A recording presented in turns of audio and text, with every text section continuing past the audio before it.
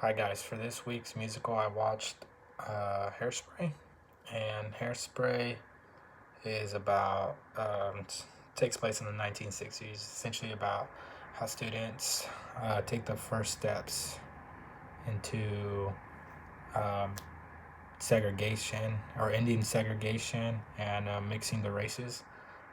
It's a great movie, definitely recommend it if you haven't seen it.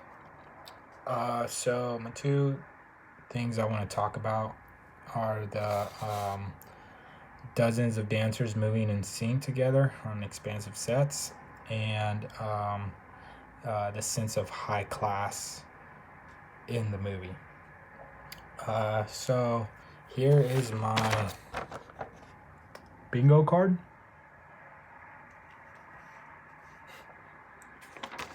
Okay, and sorry for the sloppy handwriting. That's just how I write. But so the example I want to give you guys about the the dancers moving in sync in an expansive set is when they're singing, or excuse me, Tracy is singing "Welcome to the '60s" to her mom, trying to get her out of her comfort zone, get her out of the house, get her back into society because she has a lot of issues with her self conscious about a lot of stuff. So it goes on from starting in the house. They're singing. She gets her out of the house, takes her shopping, and from shopping they end up going into the street and dancing with a whole bunch of dancers. I'll post an example um, of that scene.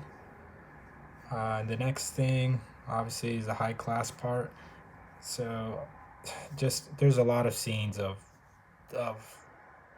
what was seen as high class and lower class citizens in Hairspray. The white population was obviously seen as high class, and the African American population was seen as lower class citizens. And there's great examples of that.